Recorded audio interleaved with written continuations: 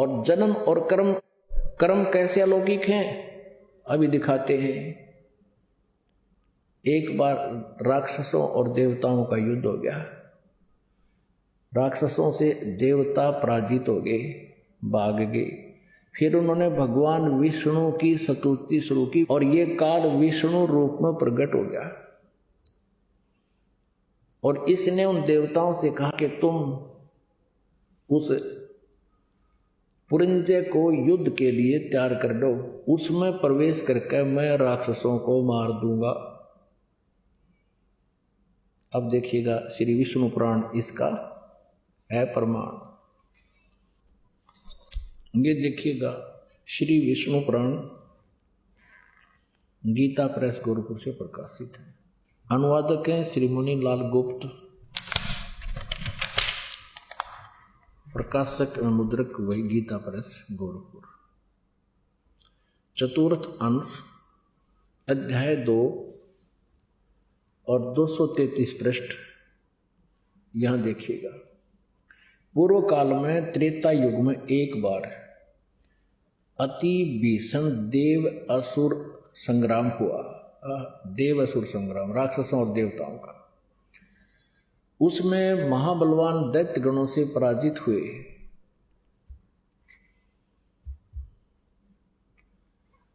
देवताओं ने भगवान विष्णु की आराधना की।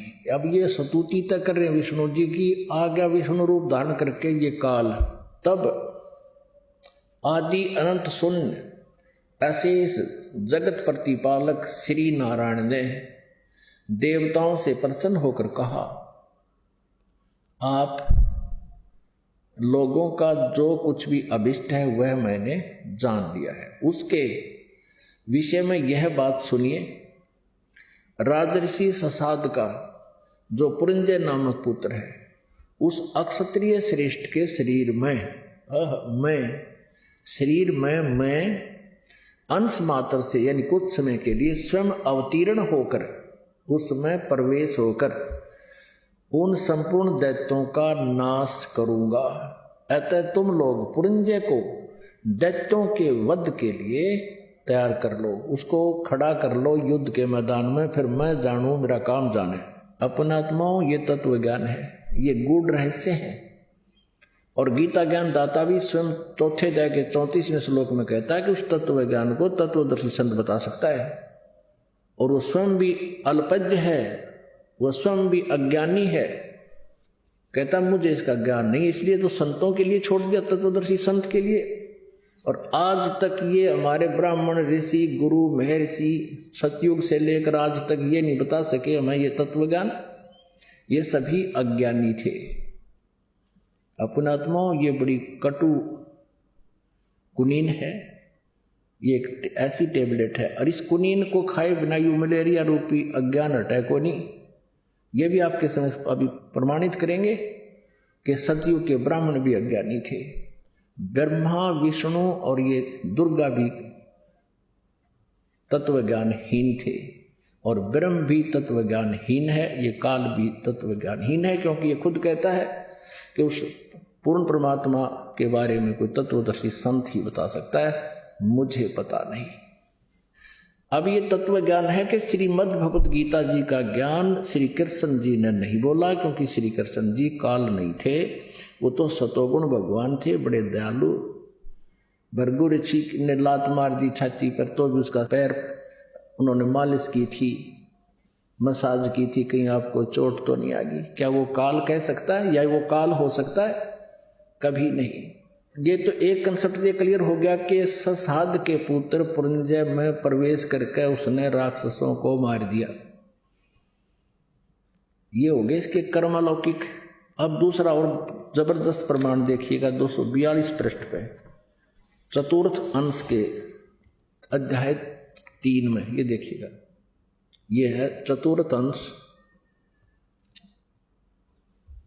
अध्याय 3 और 242 पृष्ठ पर हम पढ़ेंगे। 242 पृष्ठ पर श्री विष्णु पुराण, यहां देखिएगा अध्याय 3।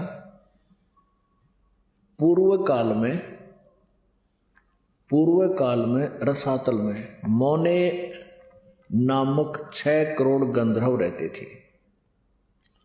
पूर्व काल में रसातल में मौने नामक 6 करोड़ गंधर्व रहते थे। उन्होंने समस्त नाग कुल के प्रधान रतन और अधिकार छीन लिए थे। गंधर्वों के पराक्रम से अपमानित उन नागेश्वरों द्वारा स्तुतित किए जाने पर उसके श्रवण करने से जिनकी विकसित कमल सदृश आंखें खुल गई हैं, निंद्रा के अंत में जागे हुए उन जलशायी भगवान सर्वदेवेश्वर को प्रणाम कर उनसे नागगण ने कहा, भगवान, इन गंधर्वों से उत्पन्न हुआ हमारा भय किस प्रकार शांत होगा।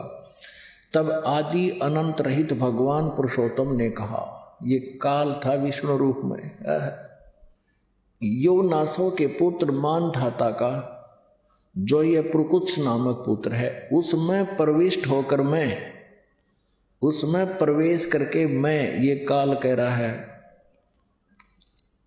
उन संपूर्ण दुष्ट गंधर्वों का नाश कर दूंगा। इसी प्रकार इस काल ने श्री ब्रह्मा, श्री विष्णु, श्री शिव जी के पिताजी ने अपने ही पुत्र श्री कृष्ण अर्थात विष्णु जी के शरीर में प्रवेश करके गीता जी का ज्ञान बोला। अपने आत्मा श्री कृष्ण जी को तो पता भी नहीं मैंने श्रीमद् भगवत गीता जी में क्या बोला था।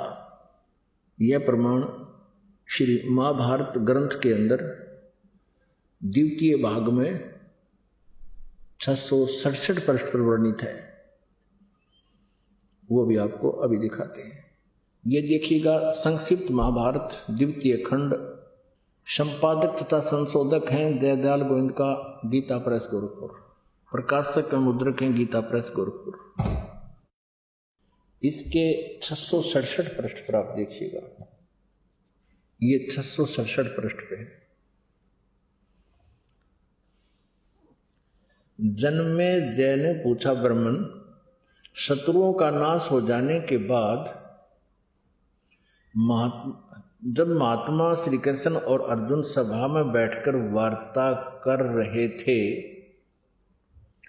उस समय उनमें क्या बातचीत हुई। वैशंपायन जी ने कहा, राजन, श्री कृष्ण के सहित अर्जुन ने जब अपने राज्य पर पूरा अधिकार प्राप्त कर लिया तो वे दिव्य सभा भवन में आनंद के साथ रहने लगे। एक दिन सज्जनों से घिरे हुए दोनों मित्र स्वेच्छा से घूमते हुए सभा मंडप के ऐसे भाग में पहुंचे जो स्वर्ग के समान सुंदर था। पांडुनंदन अर्जुन श्री कृष्ण के साथ रहकर बहुत प्रसन्न थे। उन्होंने एक बार उस रमणीय सभा की ओर दृष्टि डालकर भगवान से यह वचन कहा, देवकी नंदन, जब युद्ध का अवसर उपस्थित था उस समय मुझे आपके माध्यम का ज्ञान और ईश्वरीय स्वरूप का दर्शन हुआ था, किंतु केशव, आपने स्नेहवश पहले मुझे जो ज्ञान का उपदेश किया था वह इस समय बुद्धि के दोष से भूल गया, यानी गीता वाला ज्ञान मैं भूल गया। इन विषयों को सुनने के लिए बारंबार मेरे मन में उत्कंठा होती है। इधर आप जल्दी ही द्वारका जाने वाले हैं, अतः पुनः वह सब विषय मुझे सुना दीजिए, यानी गीता जी श्रीमद् भगवत गीता का ज्ञान मुझे फिर सुना दिए। वैशंपायन जी कहते हैं, अर्जुन के ऐसे कहने पर वक्ताओं में श्रेष्ठ महातेजस्वी भगवान श्री कृष्ण ने उन्हें गले से लगाकर इस प्रकार उत्तर दिया। श्री कृष्ण बोले, अर्जुन, उस समय मैंने तुम्हें अत्यंत गोपनीय विषय का श्रवण कराया था। आप अपने स्वरूप भूत धर्म सनातन पुरुषोत्तम तत्व का परिचय दिया था और नित्य लोकों का भी वर्णन किया था, किंतु तुमने जो अपनी नासमझी के कारण उस उपदेश को याद नहीं रखा। यह जानकर मुझे बड़ा खेद हुआ है। उन बातों का अब पूरा स्मरण होना संभव नहीं जान पड़ता। पांडुनंदन, निश्चय ही तुम बड़े श्रद्धाहीन हो, तुम्हारी बुद्धि अच्छी नहीं जान पड़ती। अब मेरे लिए उस उपदेश को ज्यों का त्यों दोहरा देना कठिन है। क्योंकि उस समय योग युक्त होकर मैंने परमात्म तत्व का वर्णन किया था। अब पुण्यात्माओं, श्री कृष्ण जी अर्जुन के ऊपर तो डांट लगा रहा है, उसको धमका रहा है कि तूने उस ज्ञान को जो मैंने सुनाया था गीता वाला, तूने याद क्यों नहीं रखा? तू बड़ा श्रद्धाहीन है, तेरी बुद्धि अच्छी नहीं है। और फिर स्वयं कहते हैं मैं अब दोबारा उसको ज्यों का तो नहीं बता सकता। अरे वक्ता नहीं बता सकता, श्रोता याद रख ले। अब ये दास सत्संग सुना रहा है और आप सुन रहे हो। जो प्रथम बार इस सत्संग को सुनेगा उसको 40% मुश्किल से याद रहेगा। और आज से कुछ वर्ष बाद आप मुझे कहो, वो तो थोड़े दिन पाछे की बात, वो घर गया भी ना था, 10 से 5 दिन की बात है, 20 दिन की होगी, महीने की होगी। और ये दास ये सत्संग सुना रहा है, आप सुन रहे हो। आप 40% याद नहीं रख सकते इस सत्संग को। और फिर आप कहो कि हमें वो सत्संग सुनाना उस दिन आपने बताया था, सुनाया था प्रथम दिन बरवाला के अंदर। और मैं तुम्हें ये कहूं कि तुम बड़े बुद्धिहीन हो, बड़े श्रद्धाहीन हो, तुमने वो सत्संग याद क्यों नहीं रखा? अब मैं दोहरा नहीं सकता। ये कोई न्याय संगत बात है? इससे सिद्ध है कि मैं स्वयं नहीं बोल रहा हूँगा, मेरे अंदर कोई भूत बोल गया तब मैं ऐसी बात कह सकता हूँ। ऐसे ही श्री कृष्ण जी बोल रहे हैं, उनको कुछ नहीं पता था, उसमें वो काल बोल रहा था। और फिर क्या पली देते हैं श्री कृष्ण जी कि उस समय मैं योग युक्त हो गया था।